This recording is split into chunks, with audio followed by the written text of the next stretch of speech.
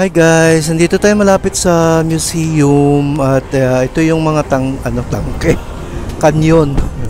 Ito na yung mga kanyon na hindi ko alam kung ito yung ipapaputok nila kasi malapit na po ang Ramadan dito. At pag malapit na yung Ramadan, pag binibreak na yung fast, so may ito yung parang hudyat, no? Hudyat na pwede nang i-break yung fasting nila, so pwede na silang kumain. So ito yung tangke. Tangke ako ng tangke, kanyon. Ito yung kanyon, no? Ito yung museum. Yeah. Museum parang heritage site nila. Try natin makapasok dyan mamaya kung open. Yan guys, so this is the Fort ano ba yun? Fort Hussein. Yan. So dito nakatira yung Sheikh before ng Sarjas, is Sheikh Sakr. Yan, tapos yan, dito rin siya dito rin ang kanyang tirahan. So I was not able to get like video clips of the inside because it's not allowed, so I just took like photos and I will just make like annotations or sige, i-describe ko na lang its photo. So this is the back side of the fort. Ito, malaki siya, malaki. Ang ganda ng story ng fort na ito. Kung makapasok tayo dito sa museum nila, ang ganda ng story. Ikikwento ko sa inyo.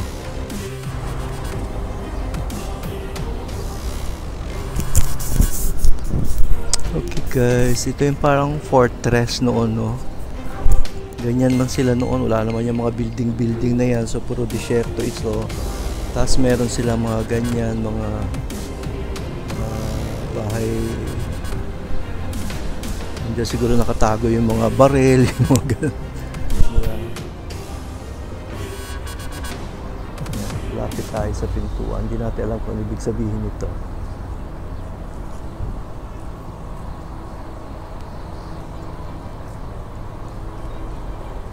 Okay. Ayan, nakasulat Barsa al-Sheikh. Okay, this sign marks the area in which Sheikh Sultan bin Sakr Barsa took place. He would sit on a stone bench constructed along the front wall where people gathered around him for conversation and counsel. Para siyang yung para siya yung upo lang siya sa harapan. Ayan, harapan ko siya, mga tao pupunta na. Ayun, Al-Hussein.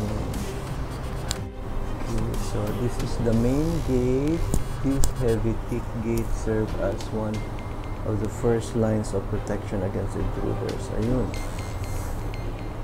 So if an enemy made it past the guards and to the front door, there was a second set of guards that could peer through the openings above the entrance and defend the fort. So this is a fort.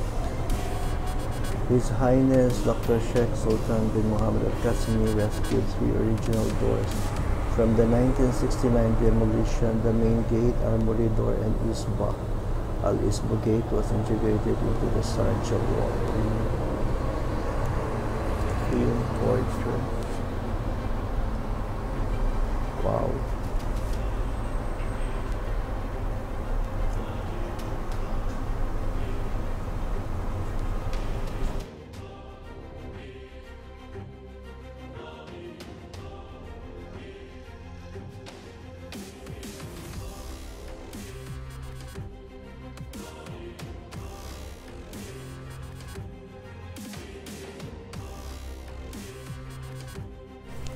Ayan, so I was allowed to go inside but they said that I cannot take video, only photos. So puro photo lang po yung aking nakuha. At ito yung story. Unang-una yung prison na pinasukan ko, ito yung ganyan na itsura ng tao na nahuli nila. So this time nasa armory naman tayo. So ito yung floor plan ng fort na yon. This is the courtyard, no? Yan. Ito yung mga ginagamit nila sa fort na ito. Yan, yung palm. Yan, si Sheikh ngayon, yung Sheikh ng Sharjah today. Yan yung mga building materials nila. Shell pala siya para mga corals na binibiyak-biyak, no? Tapos didikit-dikit by cement. Ang fort na ito is designed for comfort also. Kaya may mga bintana na malalaki sa taas, no? Ayan, next room is the dates, no? Ayan, ito yung nilalagyan ng dates. Tapos para maging parang honey, ano ba tawag nila doon? Pinapalaman ito sa tinapay. Yung mga molasses. Molasses ang tawag nila dito. So, ganyan paano nila kinokollect ang molasses. Ayun. So, may mga banga. Ito yung dates, no? Ito yung kanilang staple food for Ramadan. Ayan. So, magkakaroon din po tayo ng isang vlog about dates. Life-sustaining dates. Ayan. Ayan. Yung parang banig. Diyan nila nilalagay yung dates para tumulo yung katas yung molasses. Ayan, ang tawag sa molasses ay midhasa. Ito naman yung family tree nila. Ito, paano sila kumukuha ng tubig ay dahil sa parang balon. From first floor papunta sa baba, malalim yung balon na yon. So from first floor, hinihila lang nila yung parang balde papunta sa ilalim ng balon. Ito naman yung mga rifles nila, no, mahahaba. Ito ay galing sa Great Britain. Yan lang ang kanilang mga panlaban noon. Noong panahong iyon, hindi pa naman united yung Emirates. So, kanya-kanya silang laban, no? Kanya-kanya silang pagproprotect ng kanilang mga Emirates. Yan, yung mga bala, mga sinauna talaga ng mga baril. Sinauna na baril yung akin nakita doon sa museum. Yan, mga British yan. Yung una dito, mga British. British armies ang nag-supply sa kanila ng mga rifles na yan. Ayan, talagang mga sinauna. Pero magaganda yung mga baril. Yan yung mga traditional nila na mga... Bakit dancing cannon? Kasi parang pag pumutok na yung cannon, parang sumasayaw ito back and forth. Ito yung kanilang mga warriors ang tawag nila. Ayan, so nasa second floor na po tayo ng fort. Dito na tayo sa kwarto ng Sheikh. Oh, di ba? Ang ganda ng kanyang kwarto, parang double decker. Yan. Andyan lang yung dates, laging may dates yan sila kasi yan pampalakas nila. Yan yung bukur na sa ilalim, no? Pag nakita nyo yung bukur, yung scent nila dito, pampabango ng damit. Ito, yan yung kanyang bintana. Meron din siyang rifle. Yan si Sheikh bin Sakir. Yan. Al-Siwaya ay parang ito po yung kanilang kainan, yung breakfast nook nila sa taas ng kanilang villa or kanilang fort. At ito yung kanilang CR. Ayan, meron silang heater, may bakya din. Ayun, may banga. Ayan. Ganyan sila mamuhay noon dito. Kahit Sheikh, no? Yung Sheikh, ito yung Sheikh's room. Kahit yung mga Sheikh, ordinary lang. Ito yung kanilang fort. Diyan nakabantay yung mga tao. Yung may mga baril. Kung sakaling merong susugod sa kanilang lugar, naka-ready na sila. Yan yung mga tower kung saan handyan po yung mga sundalo. Ang tawag ng Sharjah noon ay Sharga. Sharga, hindi Sharjah, Sharga. Ayan. So, yan. Sa gabi, kanya-kanya silang toka ng pagbabantay ng fortress. Ayan. Ito yung mga magigiting ng mga warriors nila, no? Yung kanilang mga leaders. Yan ang itsura ng 1920s na Sharjah, no? Yung sword na yun, yung sword na parang nakatabingi, pure gold yun. Yan si Sheikh. Siya yung unang leader ng Sharjah, na ang tawag noon ay Sharga. Ayan siya. Yan. Isa siyang magaling na leader. Pero siya ay nagkasakit, no? At hindi nila alam kung ano yung kanyang sakit. At pumunta siya ng India. Pagpunta niya ng India, hindi siya gumaling doon. So, pinadalhan siya ng eroplano ng Great Britain para dalhin siya sa England para gamutin.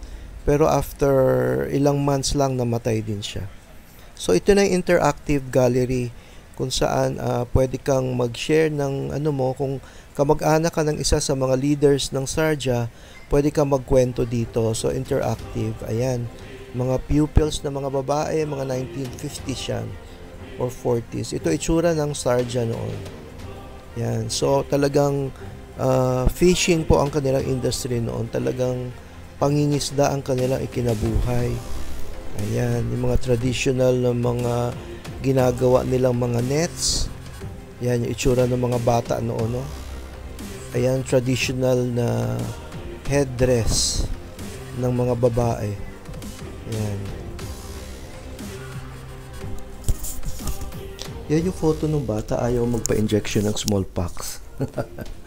Ayan, ito yung tower guard, no? Kung saan nakalagay yung mga baril din. Ito yung courtyard. Itong tanim na ito, hindi ko alam kung anong pangalan ng tanim na to. Hindi naman siya dates, no? So, papasok tayo sa Majlis kung saan nire-receive ang mga bisita, no? It is a receiving room. Ayan. So, andito yung mga photos ni Queen Elizabeth. Ayan. Tapos, yung unang-unang pagtaas ng bandila ng Emirates. Ayan. Ayun. So, napakaganda ng room na ito. At ito yung loopholes, no, kung saan nilalabas ang mga baril.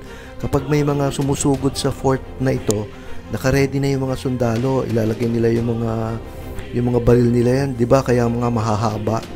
Kasi nga diyan nila ipapasok at pagbabarilin. ang Bahrain at ang Qatar ay kasama dapat sa sa Union, pero nag-withdraw sila noong May 1971. Hindi ko po alam kung anong reason. Ayan, may radio din sila dito. Yung Al Ghurfa, yan dito talaga nire-receive ang mga dignitaries, no, noong mga panahon noon. Ayan, napakaganda ng room na ito. Maliit lang. Pero diyan sila noon. Ayan, medyo malamig din yan kasi dahil nga yung maganda yung yung air duct nila maganda. So ito yung pababa na papuntang courtyard galing sa second floor. Ito yung courtyard. Maganda, no? Diyan, mahilig sila sa ganitong mga lugar. Malalaki. Ayan yung tore. Yan po yung tore ng Al Hussein. Yan. Ayan guys, we've been inside. I've been inside and na-check ko, sobrang ganda ng history ng Sharjah. So this is supposed to be like a fort before. Tapos nandyan dito rin nakatira yung Sheikh. Yan. Ganda. So we were not able to take video inside. So ito, lang tayo, video lang ako dito sa labas.